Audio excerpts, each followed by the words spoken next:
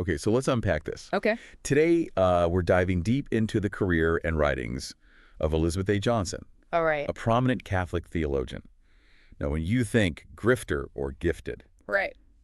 you might not immediately think about a theologian. Right. Stick with us, because her story takes us on a journey through some evolving views on faith, feminism, and environmentalism. Definitely. And we have a whole stack of sources for this one. Yeah. Articles, biographical information, even reviews of some of her books. Lots to cover. So our mission is to figure out, really, what makes Elizabeth A. Johnson tick and why she's sparked such passionate debate over the years. She's definitely an interesting figure. What's really fascinating to me is that Johnson is truly a pioneer. I mean, she was the first woman to receive a PhD in theology from the Catholic University of America. Wow. Which is a pretty big deal. Right, especially considering the historical context. Exactly. And she didn't stop there. She went on to become a distinguished professor emerita of theology at Fordham University. That's right. But she's also, and this is important to note, a member of the Sisters of St. Joseph of Brentwood. Right. Which I think gives her a really unique perspective within the church, wouldn't you say? Absolutely. It's like she's bridging these two worlds, the academic world of theology and the lived experience of a woman religious. Right. That comes through so clearly in her writing. And speaking of her writing, we have to talk about some of her most influential works. Yeah. She Who Is, Quest for the Living God, Ask the Beasts. Even the titles are intriguing. Yeah, they really grab you. They really do. And the content is just as thought-provoking. Yeah. You know, one of the things that I find so fascinating about Johnson's work is that there are these recurring themes that run throughout all of it. Okay. Feminist theology, the relationship between God and creation, and this focus on social justice. So let's break that down a bit. What exactly is feminist theology? Because some of our listeners might not be familiar with that term. Yeah, that's a great question. Feminist theology, in a nutshell, is challenging those traditional patriarchal interpretations of Scripture and doctrine. It seeks to reinterpret those texts through the lens of women's experiences and perspectives. So it's about making theology more inclusive, recognizing the voices and experiences that have often been marginalized. Exactly. Okay. And Johnson is really a leading voice in this movement. She argues that traditional Christian theology, particularly its depiction of God, is infused with male-dominated imagery and language. And she advocates for a more inclusive understanding of the divine, one that reflects the fullness of human experience, both male and female. And this leads us to one of her most controversial books, Quest for the Living God, which landed her in some hot water with the USCCB, Oh, yeah. the United States Conference of Catholic Bishops, It did. for our listeners who may not be familiar. Yes, so the USCCB issued a statement claiming that the book contains some significant doctrinal errors. Huh. It sparked a lot of debate within the church. I can imagine. Now, without taking sides here, it's interesting how the controversy, despite the negative press, actually boosted sales of the book. It really did. It seemed like that banned book effect really kicked in. People wanted to see for themselves what all the fuss was about. Right. And I think that speaks to Johnson's ability to really capture people's attention, challenge their assumptions, and make them think critically about their faith. Definitely. And it's not just about challenging traditional interpretations. Johnson also tackles some really complex philosophical and theological concepts, like her critique of the hierarchy of being, which, I'll be honest, I wasn't too familiar with before diving into these sources. Yeah. Can you explain it a bit more for our listeners? Sure. The hierarchy of being is this ancient philosophical idea. It ranks all beings in a hierarchical order. So God's at the top, followed by angels, then humans, then animals, and so on. Okay. And it's based on this notion of spirit or rationality. Those possessing more of it are considered superior. They're basically like a ranking system for all of creation. Pretty much. I can see how that could be problematic. Yeah, and Johnson's very critical of it. She argues that this hierarchy has been used to justify all sorts of injustices throughout history. Like what? Well, from human dominance over nature to the subjugation of certain groups of people. So basically using a philosophical concept to legitimize inequality and exploitation. Exactly. Johnson connects this concept to real-world issues like environmental destruction and social injustice. She argues that this hierarchical worldview has led to this disconnect between humans and the rest of creation, Right. resulting in a lack of respect for the natural world. And for those deemed lower on the hierarchy, Exactly. that's a powerful critique. And it ties in really well with her book, Ask the Beasts, where she explores that relationship between faith and evolutionary biology, which can be kind of contentious. Yes, absolutely. In this book, Johnson challenges the idea that Christian faith and Darwinian evolution are incompatible. She delves into the science, drawing on the work of figures like Arthur Peacock, to show that we humans are intricately connected to all living creatures, not just spiritually, but physically and genetically. So she's basically saying that evolution doesn't negate faith, Right. but rather it can enrich our understanding of God's creation and our place within it. Exactly. It's about seeing the interconnectedness of all things, recognizing that we're part of this vast web of life, and that our actions have consequences for the whole ecosystem. And speaking of the natural world, we have to talk about her book, Abounding in Kindness, which seems to be heavily influenced by Pope Francis's encyclical Laudato Si. You're right. Both Johnson's book and Laudato Si call for environmental care and justice, emphasizing that interconnectedness of all creation and the need for responsible stewardship of the planet. It seems like they both share a similar message about God's love for all of creation, even the smallest and seemingly insignificant creatures. Absolutely. Remember that image from Laudato Si of the mayfly? Pope Francis uses it to illustrate the preciousness of all life, regardless of its duration or perceived importance. Right. And Johnson picks up on this theme in Abounding in Kindness, arguing that even the most humble creatures have a place in God's grand design. It's a beautiful and timely message, It is. especially given the current state of our planet. Absolutely. And it's a message that Johnson continues to explore in her more recent work. We have to talk about Come, Have Breakfast, Meditations on God and the Earth. This book seems to mark a bit of a shift in her writing style, wouldn't you say? Definitely. It's more personal, more contemplative. Yeah. Her previous works were heavily academic. Come, Have Breakfast feels like an invitation to experience a deeper connection with nature and the divine through reflection and meditation. Yeah, it's like she's offering a guide to spiritual practice, drawing on that ancient tradition of Christian mysticism, but making it accessible for a modern audience. You got it. And it's interesting to consider the timing of this shift. Come Have Breakfast was published a few years after the USCCB controversy surrounding Quest for the Living God. That is interesting. Do you think that this turn toward the personal was in some ways a response to that experience? It's possible. Maybe she felt the need to step back from the theological fray and reconnect with the heart of her faith, explore a more personal and experiential dimension of spirituality. It makes sense. Yeah, But regardless of the motivation, I think it's a really valuable contribution. I agree. It speaks to a growing desire for spirituality that integrates both the intellectual and the experiential. Absolutely. And it showcases Johnson's versatility as a writer and a thinker. She's able to engage with these complex theological concepts, but she can also offer these accessible and inspiring reflections on faith and the natural world. So we've covered a lot of ground here, but we haven't even touched on the criticism of Johnson's work. You know, she's been praised for her groundbreaking contributions to feminist theology, but she's also been condemned for challenging traditional Catholic doctrines. Yeah, some critics have even accused her work of promoting goddess worship, which feels like a way to dismiss her ideas without actually engaging with them. It does, doesn't it? It Yes. feels like that knee-jerk reaction to a woman challenging long-held interpretations of the divine. I think so. It highlights the resistance that arises when someone, especially a woman, dares to question that status quo within a traditional institution like the Catholic Church. It's interesting to see how she navigates that tension, between pushing boundaries and remaining within that framework of Catholic theology.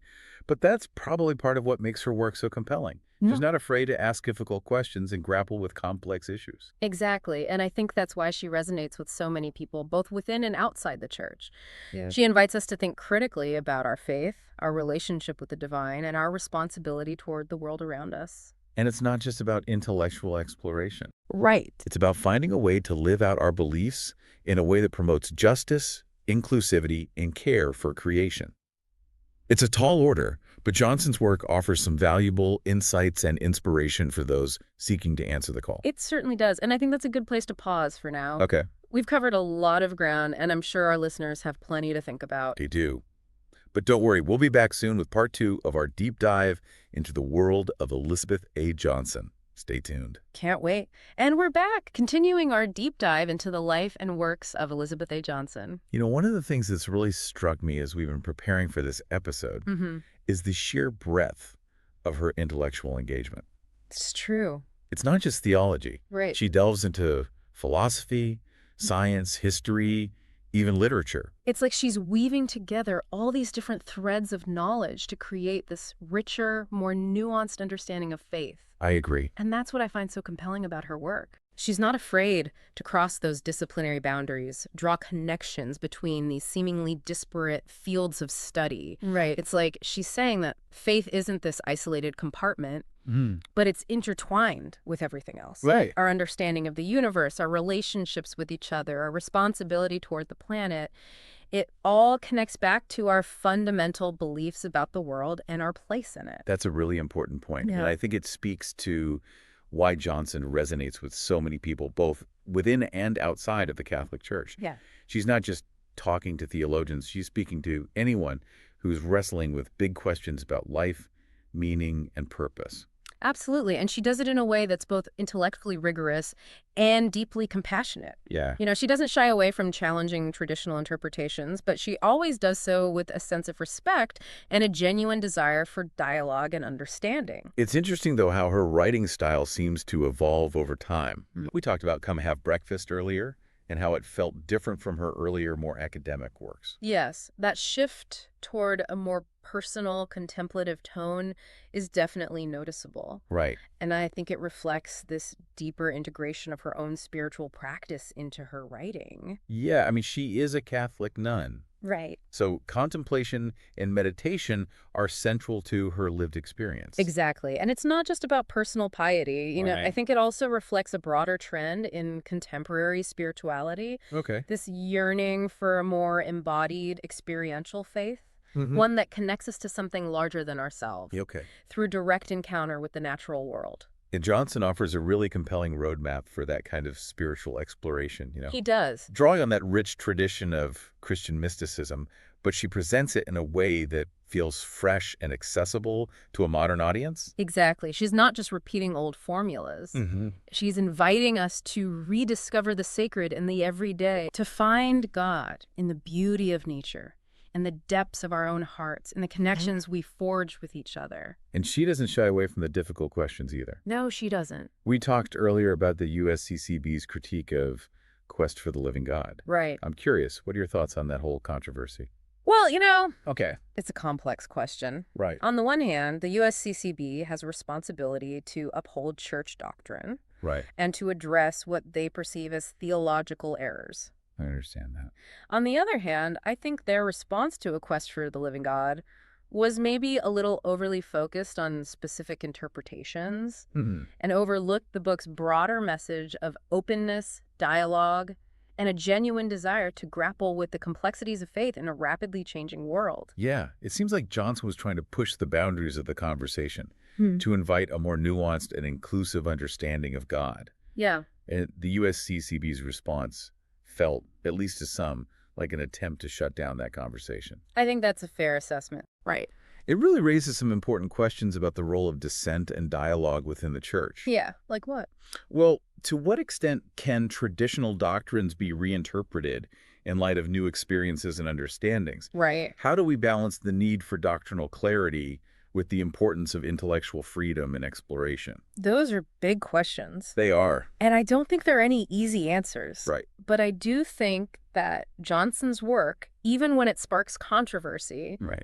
ultimately contributes to a richer and more vibrant conversation about faith. I agree. And I think it's important to remember that Johnson isn't just a provocateur. Right. She's deeply committed to the church and its mission in the world. She's not trying to tear it down, but she's trying to help it evolve and grow in ways that'll make it more relevant and meaningful for people today. That's a really important point, and it speaks to another aspect of Johnson's work that we haven't really touched on yet. Her involvement in various dialogues and initiatives within the church. Oh, yeah. Like the Lutheran Catholic Dialogue and the Common Ground Initiative. These efforts to build bridges across different faith perspectives are so crucial, especially in today's world, Right. where religious divisions often fuel conflict and animosity. Yeah, it's like she's saying that dialogue and understanding are essential, not just for ecumenical relations, but for the very future of humanity. Exactly. And it's not just about theological debates. Right. It's about working together to address the real-world challenges we face, from poverty and injustice to climate change and environmental degradation. It's about putting faith into action, Yes. translating belief into concrete efforts to make the world a more just and compassionate place. And Johnson doesn't just talk about it. Right. She lives it. Yeah. She's been a vocal advocate for the marginalized, for the care of creation, for a more just and equitable society. Yeah, she really puts herself out there, She does. even at the risk of facing criticism from within the church hierarchy. That takes a certain kind of courage, you know? It does. A willingness to stand up for what you believe in, even when it's not popular or convenient. Speaking of living out our values, we have to talk about Johnson's emphasis on social justice. It seems to be a recurring theme throughout her work, Yes, absolutely. from her feminist theology to her environmental advocacy. For Johnson, faith isn't just a private matter. Right. It has profound implications for how we live in the world, how we treat each other, and how we care for the planet. She sees this deep connection between our beliefs and our actions, arguing that true faith compels us to work for justice and to stand up for those who are marginalized and oppressed. Yeah, it's like she's saying that if our faith doesn't lead us to act for the good of others Right. and for the well-being of creation, Yeah. then it's not really faith at all. I think that's a powerful way to put it.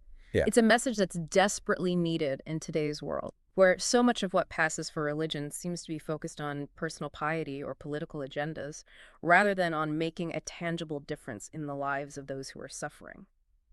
So we've talked about Johnson's intellectual breadth, her willingness to challenge traditional interpretations, her commitment to dialogue and understanding, and her deep passion for social justice. Right. But we still haven't fully addressed the question of whether she's a grifter or gifted. What are your thoughts on that?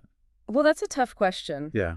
and one that ultimately each individual has to answer for themselves. Okay. But, I think it's important to remember that Johnson's work has had this profound impact on countless people, both within and outside of the Catholic Church. Right. She's inspired new generations of theologians and activists. She has. She's challenged us to think more deeply about our faith and our place in the world. Mm-hmm. And she's offered a vision of a more just and compassionate future.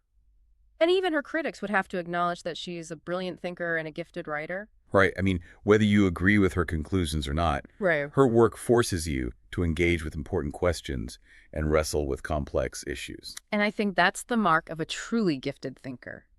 Someone who can challenge our assumptions, expand our horizons, and inspire us to see the world in new ways. So while there might be some who see her as a controversial figure, I think it's clear that Johnson's legacy will be one of profound intellectual and spiritual influence. I agree. I think that's a good place to pause for now. Okay.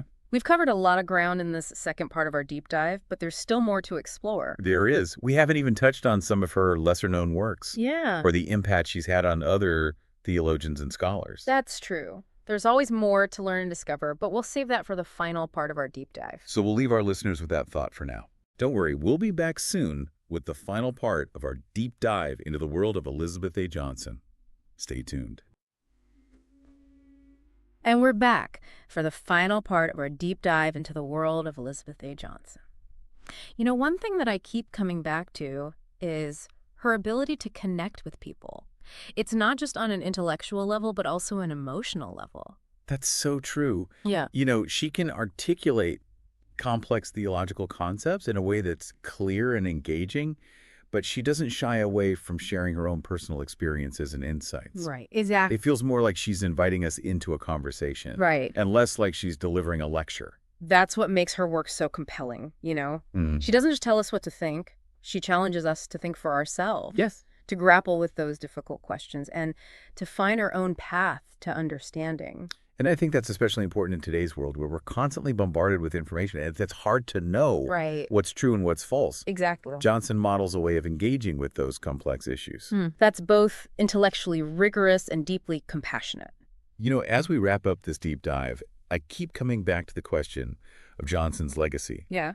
How will her work continue to shape Catholic theology and the wider conversation about faith and the world? That's the big question, isn't it? It is. I think it's safe to say that her impact will be felt for generations to come, Yeah. She's paved the way for other women theologians and scholars. Right. She's expanded our understanding of God and the divine in ways that are both profound and accessible. And she's challenged us to live out our faith in a way that's truly transformative, in a way Yes. that promotes justice, inclusivity, and care for all creation. I think her work will continue to provoke discussion, Hmm. inspire those new generations of thinkers and activists, Right. and continue to push the boundaries of what it means to be faithful in the 21st century. You know, when we first started talking about doing a deep dive on Elizabeth A. Johnson, I have to admit, I wasn't sure what to expect. Hmm. I knew that she was a prominent theologian, but I didn't realize just how much depth and breadth her work encompasses. I had a similar experience. Yeah. Preparing for this episode has really been an eye-opener for me. Yeah. It's made me realize how much richness and complexity there is to Catholic theology, Mm-hmm. and how much potential it has to engage with the really pressing issues of our time. It's definitely not just about dusty old doctrines and arcane rituals.